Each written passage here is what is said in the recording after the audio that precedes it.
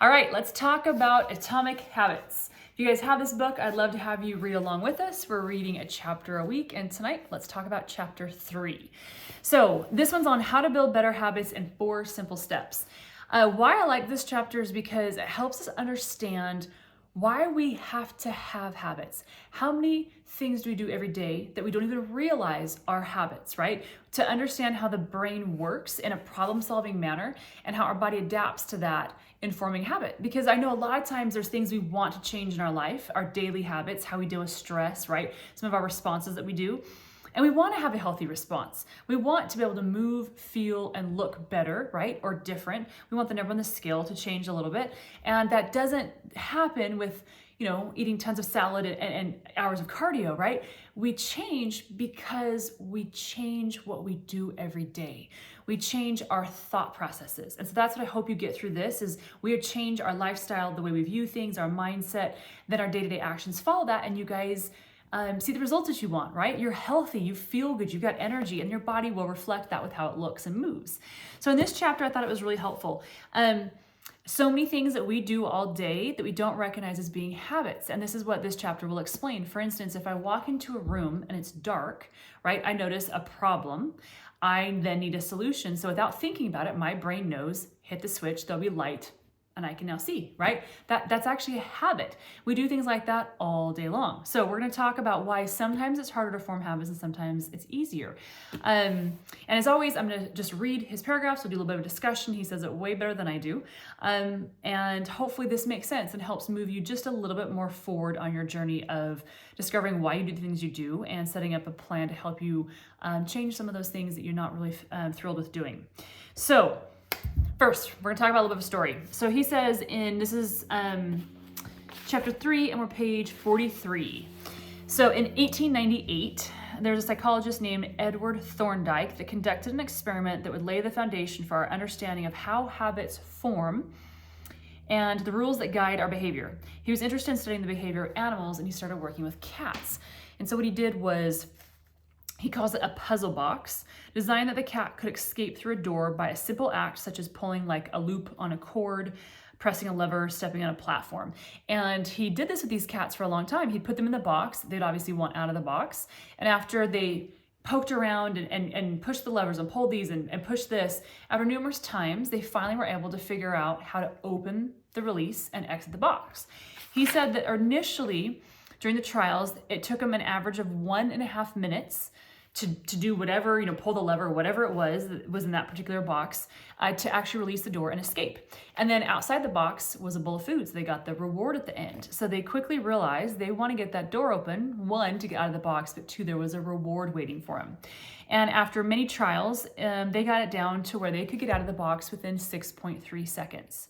So it's interesting because they did all these trials, and at first, it was 1.5 minutes, and then the next time it got down to 30 seconds, then it took them 90 seconds, and then 15, 20, and it kind of just fluctuated because they had to figure out what the problem was, how to get out of it, and that there was a reward at the end. And then the more they did that, the brain got faster and faster at piecing those things together, and it became automatic. They got in the box, immediately pushed the lever, whatever it was in that box, they got out and got a treat. And that's, in essence, what we need to do with our habits, right? It's gonna take us a while to figure out how it works, right? What works for us, and then do it often enough that the brain just now knows, I'm in the box, pull the lever, out of the box, I got a reward. Sounds simple, but it did take the cats quite a few trials, so it's gonna take us quite a few trials also. He talks about the process of habit formation begins with trial and error. This can be, keep in mind, habits for anything. Habits on how we spend money, habits on how we respond to stress, right? What's your immediate thing that relaxes you? Or if you're triggered by someone that says something, right? We have automatic responses, which are habits. So he says, whenever you encounter a new situation in life, your brain has to make a decision. How do I respond to this? The first time you come across a problem, you're not sure how to solve it. Just like, how the cats were, right? They didn't know how to get out of the box initially, but they figured it out. So occasionally, like a cat pressing on a lever, you stumble across a solution, right? You feeling anxious, and then you discover that going for a run might calm you down. You're mentally exhausted after a long day of work, and you learn that playing video games relaxes you. Not sure that's something that I would have thought of, but I'm sure that works for some of us. You're exploring exploring, then bam, there's a reward, right? So you have to figure out what it is that relaxes me at the end of a stressful day at work. Maybe it's not video games, but it could be something else. Maybe the long run definitely isn't mine either, but maybe a long run calms you down, right? So your body will and your brain will figure out after all these different options what it is that calms it and it gives it that reward, which is the relief of stress. And then that becomes your go-to. That's how the brain thinks about it. So after you stumble upon your unexpected reward, you alter your strategy for next time. Your brain immediately begins to catalog the events that preceded the reward.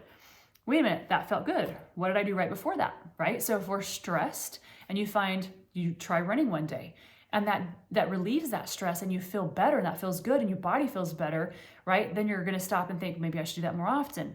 And your brain puts those things together. It puts, again, the action with the reward of how it feels afterwards. And that's important when we're trying to get habits formed.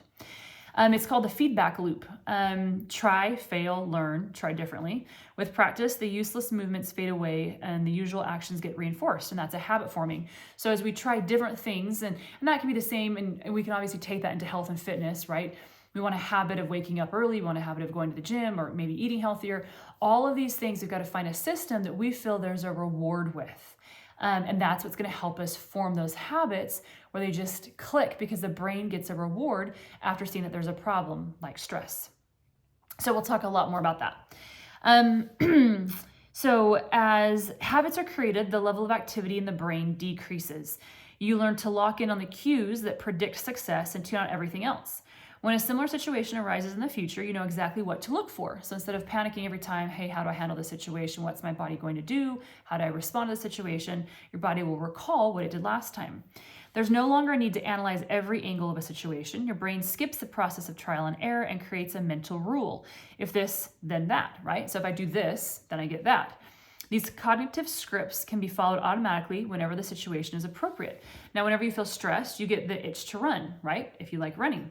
As soon as you walk in the door from work, you grab the video game controller, right? That might work for others. But a choice that once required effort is now automatic and a habit has been created. So I think it's important to step back and kind of look at it. We just think of sometimes habits as being, I need to hit my protein every day, or I want the habit of drinking a lot of water. But like we said, we deal with habits all day long. And so when we look at the scope of how many we do well and how many we don't necessarily do well, sometimes we only focus on the things that aren't getting done, but you've got a lot of reinforced habits throughout the day. Your brain knows how to do that. We just need to give it some practice and some time. So habits don't restrict freedom. Sometimes I think we feel like that. They create it. In fact, the people who don't have their habits handled are often the ones with the least amount of freedom. For instance, if you don't have very good financial habits, you'll always be struggling to find the next dollar, right? Because you're always overspending. Without good health habits, you'll always seem to be short on energy because you're not taking care of yourself. Without good learning habits, you'll always feel like you're behind the curve because you're not staying on top of the things you need to do. If you're always being forced to make decisions about simple tasks, when should I work out?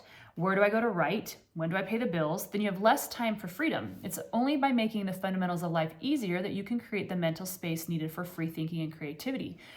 So I love this because there's so many things we all want to change, right? Most of us, like I want to sleep more hours. I want to get in bed earlier. I want to increase my water intake, the same things we talk about. And there's many other things. I'm always thinking about it. It's taking up so much mental space because I haven't made that a habit yet. It's still something I have to come up with a plan and choose to do every day. And again, these kind of things can apply to any sort of habit. But I love when they talk about is you are always forced to come up with, why didn't I hit my water today? And then you think about it, and it's using that mental space. But the second that I get a routine and I find the reward for me with drinking more water would be I'd feel the satisfaction of doing it. I'd feel better. My muscles would be hydrated. I'd probably be less bloated. My skin would be better. I'd see those results, and I'd be more likely to continue to do it because I put those things together. Conversely, when you have your habits dialed in and the basics of life are handled and done, your mind is free to focus on new challenges and master the next set of problems, right? You can move on and think of something else. Just like when I always say, work on 1 or 2 habits. When those are great, then you work on something else. Building habits in the present allows you to do more of what you want to do in the future. So here's how the science of habits work. He talks about how the process of building a habit is broken into 4 simple steps. He calls them cue, craving, response, and reward. And this will help us understand how a habit works, and how to improve it. And at first I was like, oh, seems kind of boring. Like this isn't as applicable as I had wanted it to be. But I realized if I knew how to form a habit, I would already have my water intake down where I want it to be, right? If I had my better sleeping or this or that, how I respond to my kids when I'm upset, or all of those are things that our brain automatically does, right? And I'd like to improve on a lot of those. So obviously I need to understand how habits are formed, or I would have fixed some of those things already. And this gave me a better perspective of how the brain works, and then how to set myself up for success in wanting to change something. So the 4-step pattern, and I'll read through this and there'll be a lot of examples that will help make this a little more applicable. First there is, or the 4-step pattern, he says, the backbone of every habit, and your brain runs through these steps in the same order every single time. First, there is the cue. The cue triggers your brain to initiate a behavior. It is a bit of information that predicts a reward. He says, prehistoric ancestors were paying attention to cues that signaled the location of primary rewards like food or water. And again, we'll give more examples that make more sense of this. Because the cue is the first indication that we're close to a reward, it naturally leads to a craving. Cravings are the second step, and they're the motivational force behind every habit. Without some level of motivation or desire, without craving a change, we have no reason to act. When you crave, what you crave is not the habit itself, but the change that it delivers. You do not crave smoking a cigarette, you crave the feeling of the relief it provides. You are not motivated by brushing your teeth, but rather the feeling of a clean mouth, right? It's the reward after doing that action that you're going for. You do not want to turn on the television, you want to be entertained, right? I turn the television on to then be entertained. So it's that reward after doing that action. Every craving is linked to a desire to change your internal state. This is an important point that we'll discuss later. Cravings differ person to person. In theory, any piece of information could trigger a craving, but in practice, people are not motivated by the same cues. For a gambler, the sound of a slot machine can be a potent trigger that sparks an intense wave of desire. For someone who rarely gambles, the jingles and chimes of the casino are just background noise, right? Cues are meaningless until they are interpreted. The thoughts, feelings, and emotions of the observer are what transform a cue into a craving. I promise we'll give examples and this will make sense. The third step, and this is the bottom of page 48, the third step is the response. The response is the actual habit you perform, which you can take the form of a thought or an action. Whether a response occurs depends on how motivated you are and how much friction is associated with the behavior. Is it easy to do or not? Do I get a good enough reward at the end? If a particular action requires more physical or mental effort than you are willing to expend, then you won't do it, right? I think there's a lot of times I think I'd like to do that, and it's too much work. Your response also depends on your ability. So finally, the response delivers the reward, right? That's what most of us want. Rewards are the end goal of every habit. So the cue is about noticing the reward. The craving is about wanting the reward. The response is about obtaining the reward. We chase rewards because they serve two purposes. They satisfy us and they teach us. The first purpose of rewards is to satisfy your cravings. Yes, rewards provide benefits on their own. Food and water deliver the energy you need to survive, right? But getting a promotion brings more money and respect. Getting in shape improves your health and dating prospects. But the more immediate benefit is that it rewards is able to satisfy your craving to eat or to gain status or to win approval. And at least for a moment, rewards deliver contentment and relief from the craving.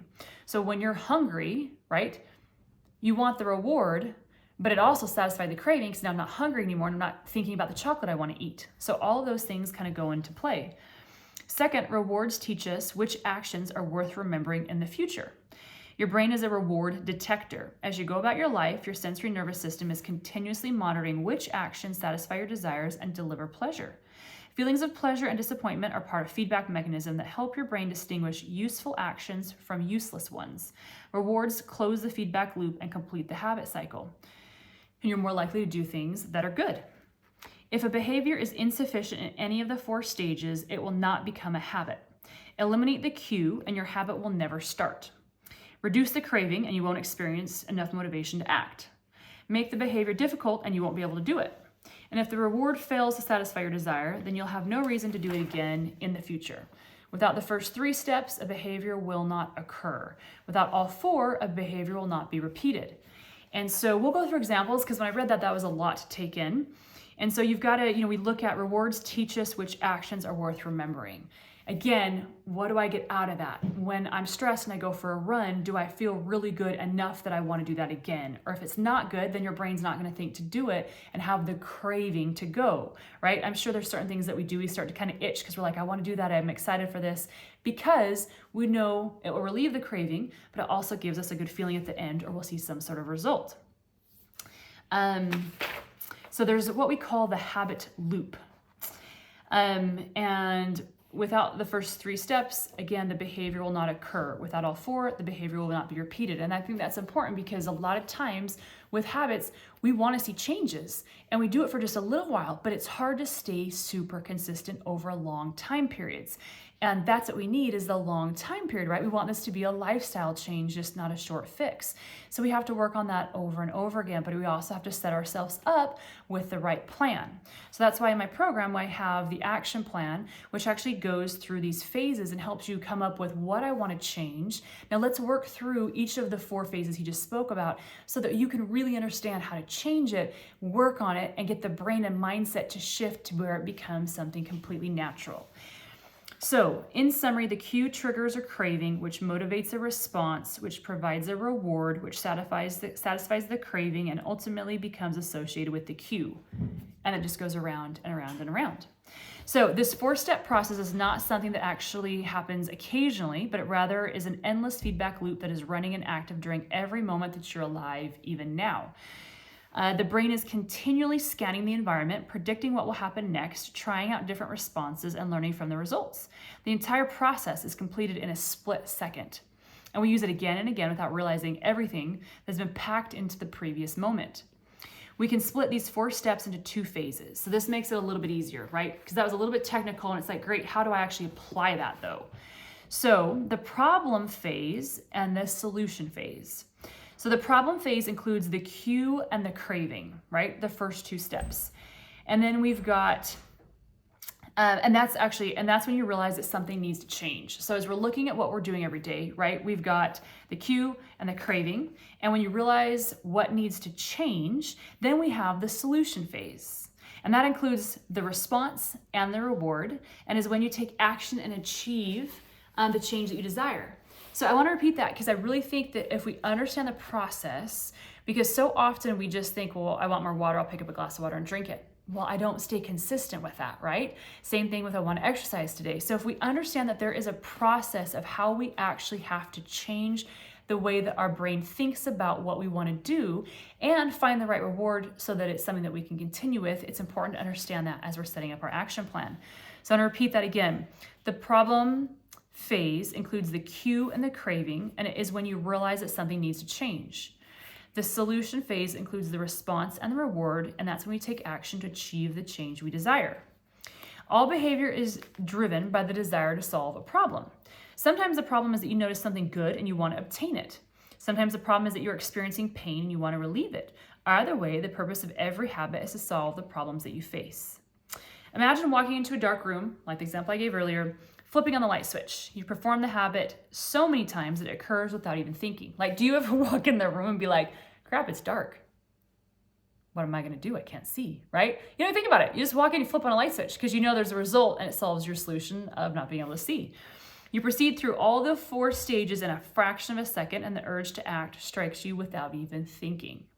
By the time you become adults, we rarely notice the habits that are running our lives, right? I didn't even think about that. I guess that is a habit. I know what to do to solve my problem. Most of us never give a second thought to the fact that we tie the same shoe first every morning, or unplug the toaster after each use, or always change into comfortable clothes after getting home. After decades of mental programming, we automatically slip into the patterns of thinking and acting. This is on page 53. So with that said, think of all the things that you do all day long that are just your lifestyle now.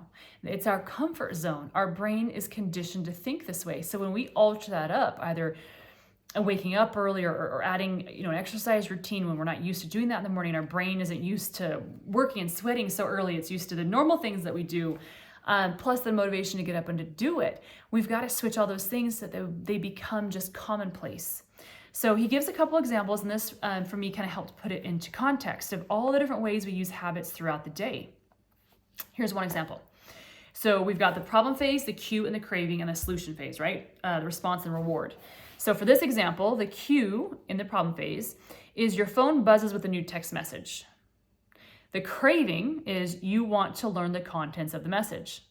And I thought about this, like, yeah, it's an automatic response, right? Like I get a buzz on my phone. My immediate thought is I got to solve the problem. I want to know, I'm craving to know what is the message, who's it from? So then what do we do about it? Now we enter the solution phase. Response is you grab your phone and you read the text. The reward is you satisfy your craving to read the message. Grabbing your phone becomes associated with your phone buzzing. I mean, that's a habit, right? I didn't even have to think about it. My brain just did it. Another one is the problem is you wake up is the cue. Craving is you want to feel alert. Solution is number 3, response is you drink a cup of coffee. And then the reward is you satisfy your craving to feel alert. Drinking coffee becomes associated with waking up.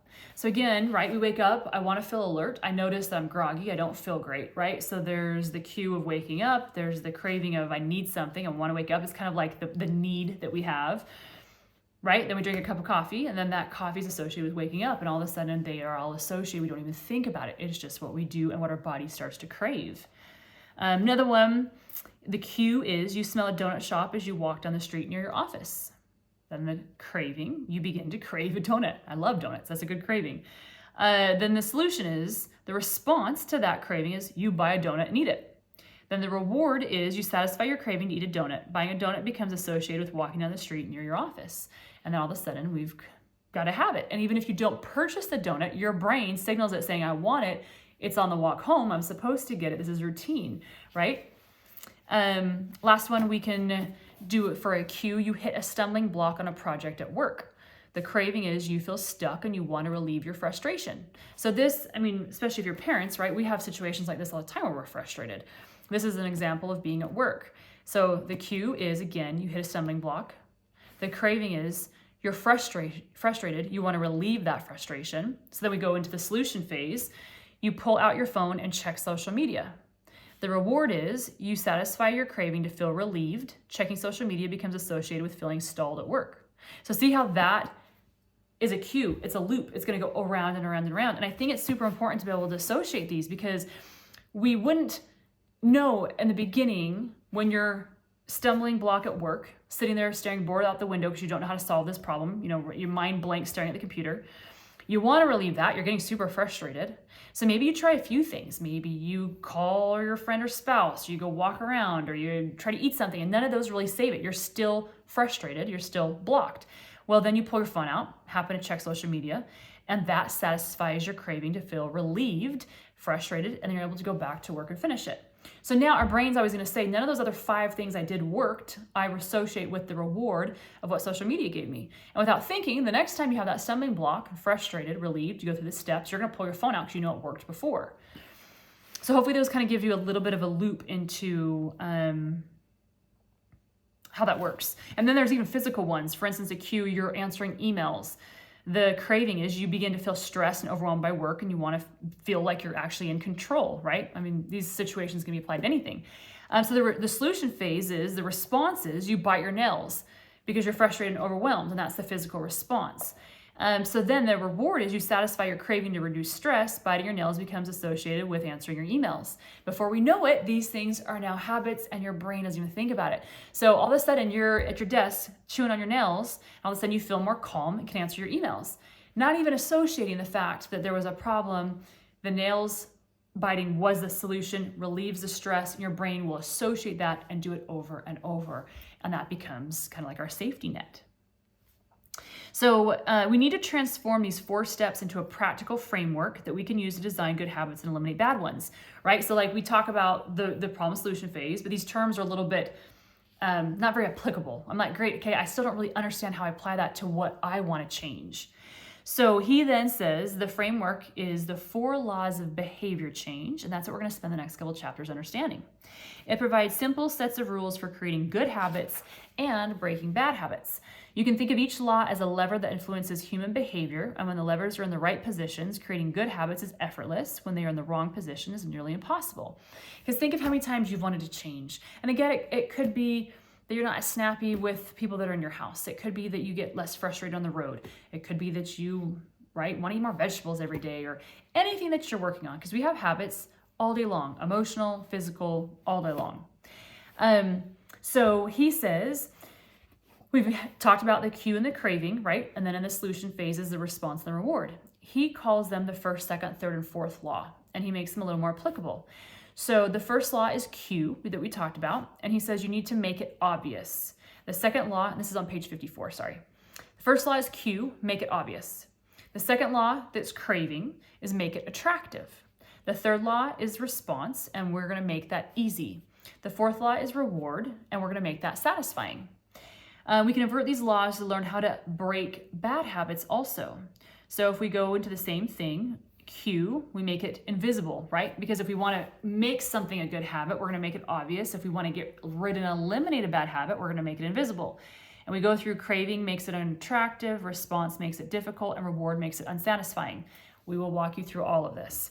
So meaning that the reward is satisfying, we're going to keep doing whatever it is, whether it's a good or bad habit, right? There's a good reward attached. Now, if the reward is unsatisfying, it's a lot easier to break that habit, right? Maybe instead of biting the nails after a little while, you realize it's expensive because the nails you were paying to have done are now chipped and look badly, and you're having to pay more often to get them done so they don't look unattractive. And then you realize that the reward isn't as satisfying, and you'll find another way. It's amazing how all that will work. So we can unbreak habits, as he says. We just need to look at these 4 laws. Again, when you're creating an action plan, as he says, we're going to make it obvious, we're going to make it attractive, we're going to make it easy, and then we'll make it satisfying. It would be irresponsible for me to claim that these 4 laws are in an exhaustive framework for changing any human behavior, but I think they're close. There's no need for completely different strategies for every habit. Really, anything you want to change should be able to apply to these 4 things. Again, whenever you want to change your behavior, you can simply ask yourself, with the behavior that I want to change, how can I make it obvious? How can I make it attractive? How can I make it easy? And how can I make it satisfying? Those things correlate again with what we were talking about with the cue and the craving, right? And the response and the reward. And so we were going to spend the next couple chapters looking at that, because that's great in theory, but you're like, how do I apply that to actually changing one of my habits? If you've ever wondered, why don't I do what I say I'm going to do? Why don't I lose the weight or stop smoking or save for retirement or start the side business? Why do I say something is important but never seem to make time for it? Please tell me I'm not the only one that's done that, right? I think we all have lists of things that we want to do. The answers to these questions can be found somewhere in these 4 laws that we're going to be talking about over the next couple chapters. The key to creating good habits and breaking bad ones is to understand the fundamental laws and how to alter them to your specifications. Every goal is doomed to fail if it goes against the grain of human nature. Your habits are shaped by the systems in your life. In these chapters that follow, we're going to talk about each of these laws one by one, share how we can use them to create a system in which good habits emerge naturally and the bad habits wither away. So I like that. Again, this was more of a theoretical chapter of why we do habits. There is a process behind it. And now to take that and actually make sense, we're going to learn about each of those 4 laws so that we can break down different habits we want to change and make them applicable, right? Because sometimes when you come with an action plan, it's hard to make that plan applicable to your everyday life. And we just need to understand that there's a process behind it. And so, I'm sure you've got your list of things that you're working on for the year and goals and things that you'd like to change so that we eventually will feel, move, and look better. But we got to set ourselves up and having the right mindset to do that. And that's what these next couple chapters will do for us. So I'm super excited. Hopefully you guys will see some of these changes also, because I think when you can change 1 or 2 habits and you see that reward and it's satisfying, and it's now just part of your life, right? Like flossing, we talk about flossing a lot. It's one of the cheapest, easiest things we can do, but most of us don't do it. So when you get to the point to where you brush, rinse, spit, whatever you do, and then pull out the floss, and then you floss, and halfway through flossing, you're like, I didn't even think about it. I just pulled it out and did it. Where usually I have to write notes all over my mirrors and remind myself in a time or floss. I just can't make myself do it. It is not ingrained in me. But when you just automatically pick it up, get your flossing done, throw it away, and realize I did it without even thinking about it, like, right, flipping a light switch on when you walk in a dark room. Then you know that you've mastered it. You'll just continue to reinforce it because you're working on being consistent. And you can move on to the next habit. So hopefully that's helpful. And you guys, we're going to see some awesome changes when we can apply this into all the things we want to see change throughout our entire day.